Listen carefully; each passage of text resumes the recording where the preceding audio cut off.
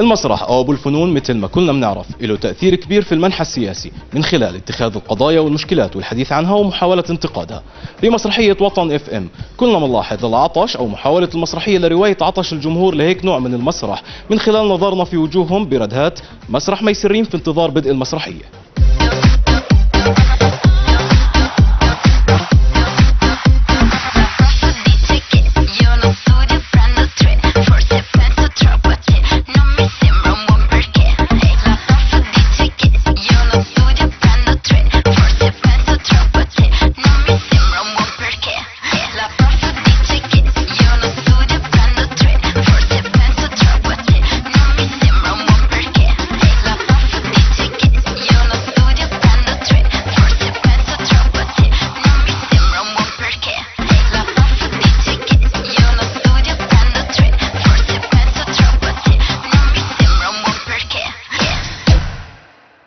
وطن اف ام تمشي على درب المسرح السياسي العربي عامة والأردني خاصة في تقديم القضايا السياسية بقالب كوميدي من إخراج جلال رشدي.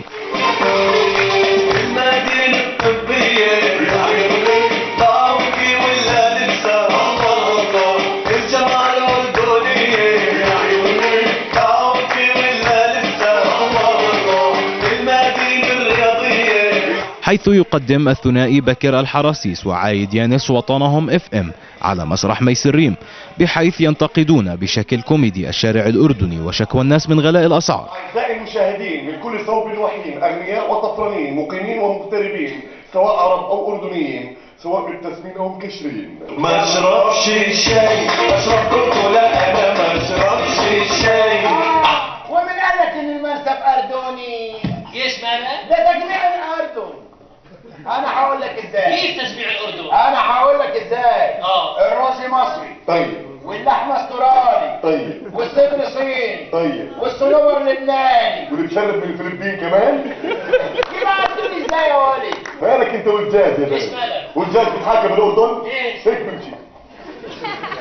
ايش معنى يعني؟ شو ايش معنى؟ ما بدرس الا بالماكدونالدز وما ببيض الا بالتخصص ما شاء الله. اللي مضيع ذهب من سوق الذهب يلقاه، واللي مفارق محب يمكن سنة وينسى، اما اللي مضيع وطن عند ابو حسين يلقاه، عند ابو حسين.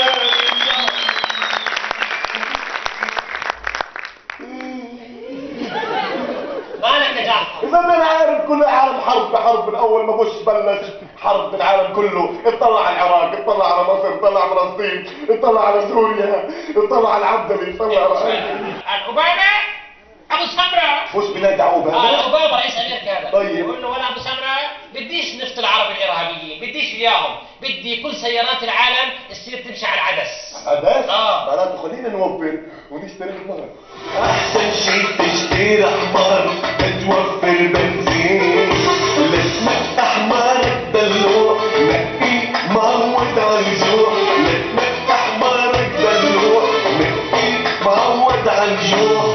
بطنه يكون كتير صغير، أكل شرب ومي وشعير.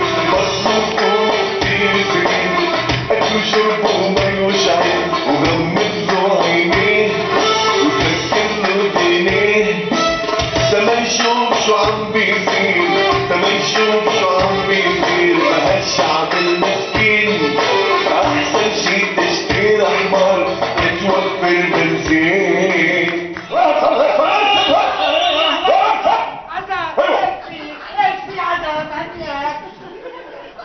يعطيك العافية. يعطيك العافية يا اخوان. رسالتكم وصلت وان شاء الله اموركم خير. ولا بدي أشرب. ايش بدك؟ أنا بدي عريس عمره 60 سنة. وإذا مالك يجيب اثنين أبو 30.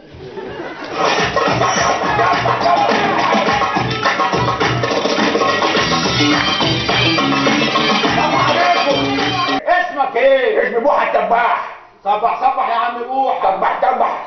صبح صبح. تبح تبح. صبح صبح. انا بكلمك اهو.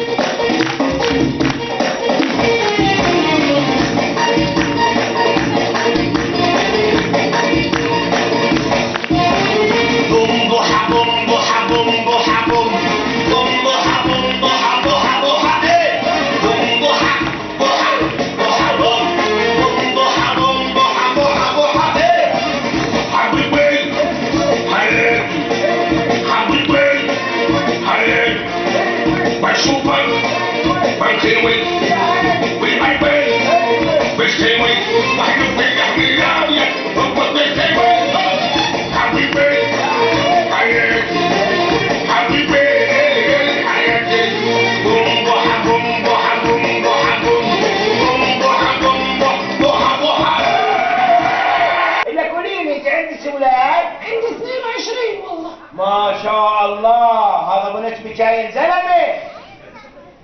هذا كله من الجرجير. شو ما كان يسوي فيك؟ فكر يزرع تحت التخت.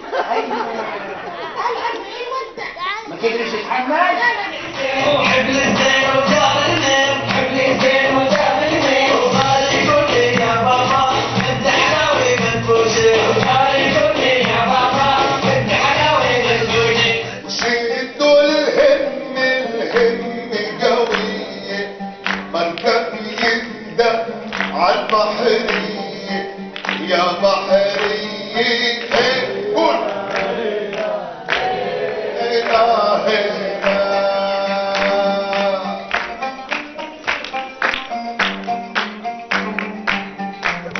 شو؟ الو شو؟ هو شو بحق فايدة؟ امسك بالفتحة. اسمع ما بدنا مشاكل، طخ وهيني جاي. ايوه هدي اعصابك بالله عليك، انا جايب لك معاي مفاجأة، غمض عينيك. ها طيب لا تفتح عيني لما اقول لك، ماشي؟ جايب لك معاي حبة سنيكرز. هوا متشهي. امسك ها دوقها. ها كيف؟ كويس احسن؟ احسن. انت مش انت وانت جيعان. والله بجد والله. واحد ضرب واحد شو بيساوي؟ ايش السؤال؟ واحد ضرب واحد شو بيساوي؟ اوشي. المهم ابوي يقول له خذ هاي بليزي وروح جيب زبده، ما تتاخر على البيت الا لما تجيب زبده، ورحت لفيت الاماكن والشوارع والدخلات ورجعت على البيت وما لقيت زبده، قلت له يابا خذ هاي البليزه ما لقيت زبده، قال لي هات ما احنا زبطنا وخلصنا. ولا شو الفرق بين عيد الاضحى والفلنطاين؟ عيد الاضحى بنشتري خروف، طب والفلنطاين؟ الخروف بيشتري. يا ترى ما هي قواعد حليب الأم؟ اللي بيعرف اتفضل. لا تستطيع القطط أن تشربه. لا يحتاج الى غلي. مالك؟ ما هي قواعد حليب الأم؟ يبقى دافئا طوال الوقت.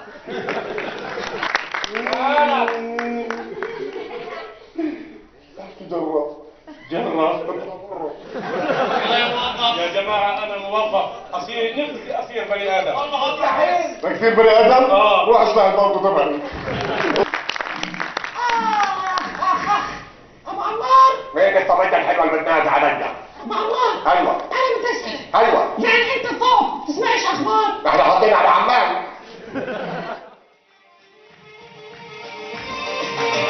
علي الكوفي وعلي ولون حبيها، العتابة وميزانة وسامر فيها.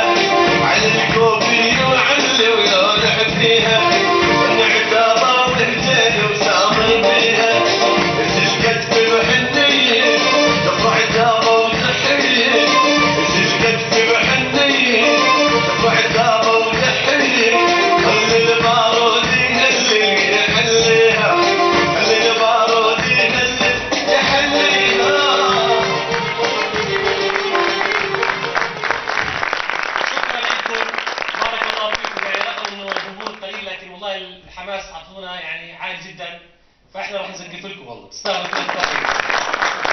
اكيد عرفت بس فريق المسرحيه، انا عايد يانس مؤلف المسرحيه. الاستاذ بكر الحراسيس، الاستاذ جلال رشدي مخرج المسرحيه، الاستاذ باسم سليم، الاستاذ ابراهيم الزريبي، الاستاذ حمزه الحراسيس، الاستاذ اسماعيل الشاهين عازف العود تبع الفرقه، وعبي الحراسيس، وعبد الله حراسيس، مميز باظ فوق على الاضاءه، والشاب الموهوب نديم عز على الموسيقى. شكرا طبعا قناه نوج اللي شرفتنا اليوم وصورتها، اهلا وسهلا فيها. والشاعر ميزي، اهلا وسهلا استاذ ميزي تشرفنا. وعمان جو اهلا وسهلا فيهم. اهلا وسهلا بكل الموجودين، شكرا لكم، بارك الله فيكم، تصبحوا على خير.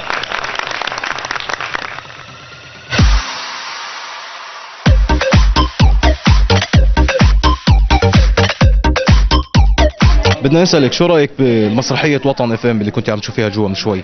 طبعا مسرحية هادفة يعني وبتعني يعني بتحكي أوضاع الأمة العربية بشكل عام، وضعنا كمواطنين، وعشان الإنسان كمان برضه يفهم شو اللي بيدور حواليه.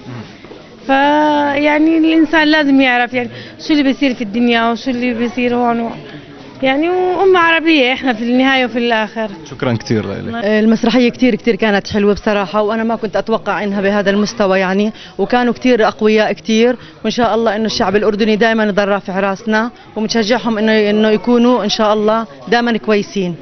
أحسن. شكرا كثير. كتير ممتازة وعجبتني. والله بصراحة مسرحية كثير رائعة يعني، بتحط إيدها على الجروح بس بشكل سلس وكوميدي، رائعة جدا يعني بصراحة. والله هي مسرحية كوميدية هادفة، وبتحكي عن وجعنا وعن الغلا، عن أمور كثير بتتعلق بمشاكل المواطن الأردني.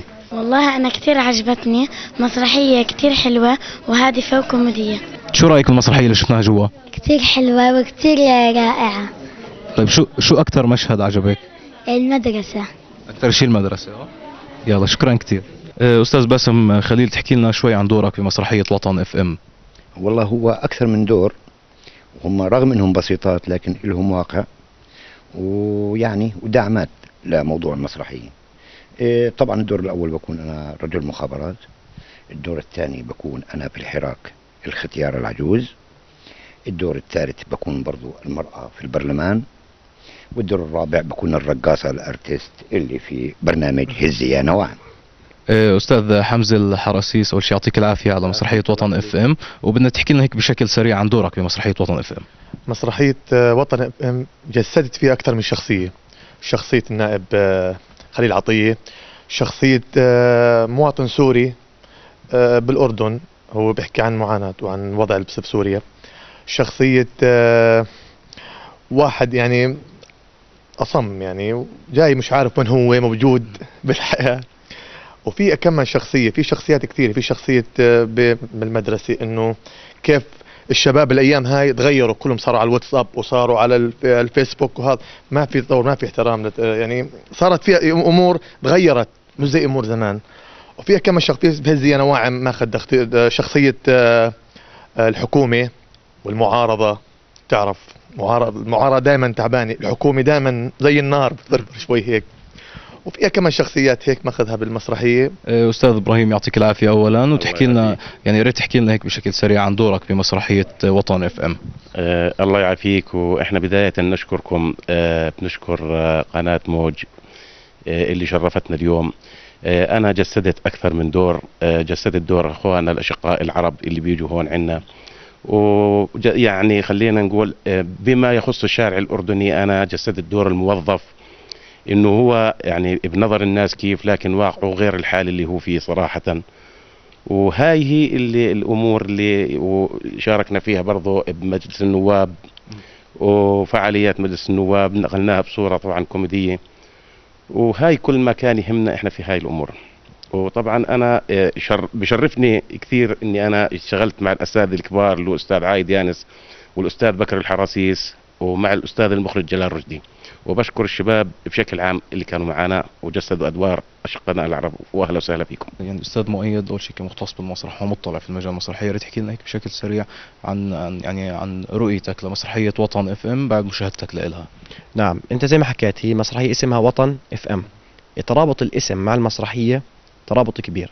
إذا بنحكي عن المذياع أو بنحكي عن الراديو، فكل ما تقلب الراديو راح تسمع الموجة اللي أنت بدك إياها، تسمع النغمة اللي أنت بدك إياها.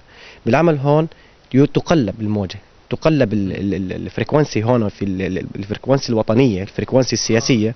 عم نشوف إنه كل ما تقلب شوي عم بيطلع لك إشي، لدرجة إنك عم بتشوف مجلس النواب مرة، في موجة أخرى عم بتشوف اللي هو المدرسة، وبتشوف هون الأطفال كيف عم بيتأثروا بالجانب التعليمي بالأردن هون من جوانب إيجابية وجوانب سلبية. أنا عجبني هون هو دور الكاتب عايد يانس والمخرج جلال رشدي في دمج هاي التوليفة مع بعضها لإنتاج مسرح سياسي راقي. عم نلاقي بآخر فترة أن المسرح السياسي بدأ يروح للسخرية وللهزلية أكثر ما هو يعبر عن واقع الشارع. اوكي استاذ الاساتذه هون كلهم دبلجوا هاي الامور حتى يقدموا وجبه راقيه ما بين بكر الحراسيس وعايد يانس وجلال رشدي. يعني أنا بشوف أنه هي منطلق حتى إن شاء الله نشوف عودة للمسارح السياسية الراقية إن شاء الله. الأستاذ عايد يانس مؤلف وأحد أبطال مسرحية وطن اف ام. أول شيء يعطيكم ألف عافية على المسرحية اللي كتير حلوة، ويا ريت هيك تحكي لنا بشكل سريع عن المشاهد كيف كتبتهم كأستاذ عايد، يعني شو الرسالة اللي حابب توصلها من كل مشهد أنت كتبته ومن المسرحية بشكل عام. والله شوف يعني هذا النص كان تحدي خطير بالنسبة لي، يعني تحدي خطير. هذا النص أنا يعني كاتبه من فترة 2 تقريبا، بس عدلت عليه طبعا ودخلت الأحداث الحديثة كلها دخلت في الأحداث، سواء الغلاء أو الربيع العربي أو الأحداث اللي بتصير في الشارع كله دخلته الآن أنا أقف أمام مسرح كبير جدا ومسرح خطير. يعني الآن زي ما قال شكسبير to be or not to be. هذا المسرح عرض عليه الأستاذ موسى حجازين 2 ونص تقريبا. لما أول ما حكى معي الأستاذ جلال تليفون قال لي عايد تعال بسرعة، بدنا الأستاذ حمزة الحرسي زميلي قالوا لي تعال بسرعة بدي إياك تيجي على المسرح. ما كان عندي برنامج أبدا إني أشتغل مسرح، أنا صار لي فترة طبعا انقطعت على المسرح، بس لما حطيت قدام هذا المسرح غيرت كل أجنداتي، غيرت كل برامجي، وقررت إني أخوض هاي التجربة. هذا النص لما قدمته لزملائي بكر والجماعة شوي قالوا يا عايد يعني لو جبت لنا نص أحدث من هيك أو كذا، وأنا كنت يعني النص شايف فيه نجاح، وأنا متأكد إنه هذا النص ناجح ونص قوي جدا، لذلك أصريت على هذا النص. الأستاذ بكر الحرسيس، يعني أول شيء يعطيك العافية عن أدوارك اللي كتير كبيرة بمسرحية وطن اف ام، ويعني هيك يا ريت تحكي لنا عن كل شخصية أديتها على منصة المسرح، وشو الهدف من أو شو الرسالة اللي بتحب توصلها من أدائك لهي الشخصية. أولا بشكر قناة موج على هذا اللقاء الجميل وعلى حضورها واهتمامها بهذا الشيء، اهتمامها بالمسرح. وبرضه بشكر مثل ما قال حكى أخوي الفنان المخرج جلال رشدي، بشكر صاحب المسرح أبو أنس على اهتمامه وعزمه ووقفته جنبنا. بالنسبة للمسرحية والشخصيات اللي بجسدها، وكانت الأسود تربط في الجلبات على أكتاف الصفوح وفوق القمم، في يدها القليل من السلاح والكثير من العزم، وفي قلوبها العميق من الإيمان بالله والوطن، وتفجر زئير الأسود الله أكبر. طبعا شخصية جلالة المغفور له الملك حسين، الله يرحمه يا رب ويحسن إليه. طبعا هاي من أول الشخصيات الكبيرة التي لن تنسى، اللي حبيناها واحنا صغار وتربينا عليها، وتربينا على الصوت الجهوري والصوت اللي بنحبه دائما، جلالة المغفور له الملك حسين. هي أول شخصية طبعا أنا قلدتها، والحمد لله ما زالت جواي لا تنسى. طبعا كان خطاب جلالة سيدنا مع معركة الكرامي وكذا، هو بداية المسرحية. وبعدين قلدت شخصية الفنان محمد نجم، شخصية بوحة، انه بوحة بيجي على الأردن بده يشتغل، لأن الأردنيين ما بيحبوش يشتغلوا، اللي هو محمد سعد، الفنان محمد سعد بيجي على الأردن، الأردنيين ما بيحبوش يشتغلوا، جاي يشتغل. يعني برضه هذا الشيء احنا بننقده، انه انا هذا الشيء بلاحظه، انه اخواننا هون كوني انا موظف يعني في احدى الدوائر الحكومية، انه في ناس ما بيحبوا يشتغلوا، ما بيحبوش فعلا. يعني هذا الشيء بننقده بالمسرح، انه بلدك اولى فيك. أنا بتشرف إني اشتغلت في المسرح مع نجوم كبار حقيقة، يعني مش مجاملة، والحمد لله. بس بصورة سريعة عن المسرح، إنه المسرح ناجح لسببين. السبب الأول النجوم، لما يكون في ممثلين مبدعين أمثال بكر الحرسيس، جلال رشدي عفوا، عايد يانس، وحمزة الحرسيس، والأستاذ باسم طبعا، والأستاذ خليل. والسبب الثاني إنه ما في رقابة على النصوص حقيقة أستاذي، ما في رقابة على النصوص عندنا. يعني بيجي جمهور من برا الأردن، من لبنان، من فلسطين، بتفاجأ بحجم الديمقراطية اللي موجودة عندنا. يعني إذا بدنا نحكي إنه لو في رقابة، يعني مثلا بنحكي مقطع من المسرحية. امبارح حلمي بالعشا ضاع ونمت جوعان، لا حصلت المنسف بلحمة ولا شوربة صيصان. ما قلنا لك قبل شهور الشعب طفران ومقهور؟ يا موج احنا قلنا لهم قبل شهور الشعب طفران ومقهور، وثلثين الشعب مكسور. دبر حالك يا فهمان، قول ثلثين. ايوه يا سلام. دبر حالك يا فهمان. قال يابا جوزني، قال يابا جوزني، قال له يابا اذا ظل الحال زي هالحال راح اطلق امك. الاستاذ جلال رشدي مخرج مسرحيه وطن اف ام، وكمان احد الممثلين واللي ادوا ادوار متعدده في المسرحيه، يعني يا ريت تحكي لنا هيك بشكل عام عن رؤيتك كمخرج لمسرحيه وطن اف ام، وشو اللي خلاك يعني تاخذ هالنص من الاستاذ عايد وتحاول تخرجه على المسرح، والفكره اللي انت حبيت توصلها للجمهور وللناس اللي عم تحضر. يا سيدي أول شيء بنرحب في قناة موج وأهلا وسهلا بيكم. ويعني اسمح لي بداية قبل ما أحكي عن ليش اخترنا النص هذا وليش اشتغلناه وليش اشتغلت مع الأساتذة عايد يانس وبكر الحراسيس والمجموعة، اسمح لي أني أشكر صاحب المسرح اللي هو الأستاذ أبو أنس، لأنه يعني أتاح لنا الفرصة هاي إن نشتغل على مسرح ميسر ريم الكونكورد سابقا. كان بإمكانه يجيب نجم شباك ويعني يعمل مسرحية يعرضها كل يوم، ممكن يطلع من وراه يعني فلوس وكذا، لكن الزلمة يعني ورجيناه شغلنا، آمن في شغلنا وحب شغلنا وحب هالجروب اللي مع بعض هيك مجتمعين وكذا، واشتغلنا احنا وياه يعني على أساس المحبة وبنشكره جدا جدا انه اتاح لنا هاي الفرصه، لانه زي ما قلت لك كان بامكانه يجيب نجم شباك ويرتاح يعني يريح راسه، لكن هي مغامره خضناها مع بعض، وان شاء الله انها يعني حسب راي الجمهور وانطباعات الجمهور اللي شافوا حوالي 18 عرض لحد الان، الحمد لله كله تمام وكل الامور كويسه والناس مبسوطه والناس عم توصلها الفكره البسيطه السلسه السهله الممتعه اللي احنا بنقدمها من خلال مسرحيتنا. هلا ليش اشتغلت انا يعني هذا النص؟ لانه انا بآمن بكتابات الاستاذ عايد يانس اول شيء، وهي مش اول تجربه لي مع الاساتذه عايد وبكر، احنا يعني من زمان بنشتغل مع بعض حوالي 10 سنين، كنا مع بعض نشتغل مع فرقه هشام ونبيل الاساتذه الكبار اللي تعلمنا منهم اشياء كثيره وكانوا مدرسه فعلا.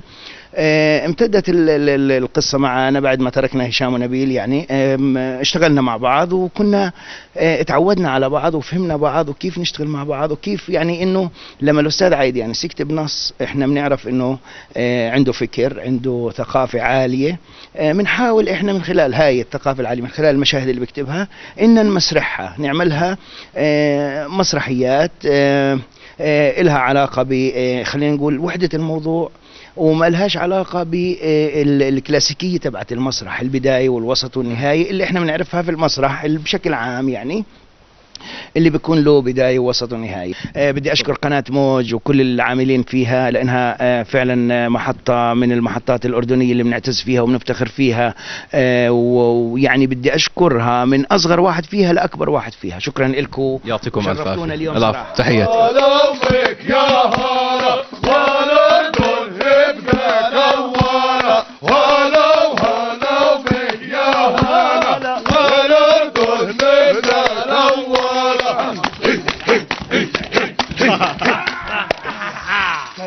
وطن اف ام تثبت مرة أخرى بأن المسرح السياسي الكوميدي الأردني عائد وبقوة، في انتظار تكرار هكذا تجارب كمسرحية وطن اف ام. لقناة موج العرب، حافظ أبو الصبرة.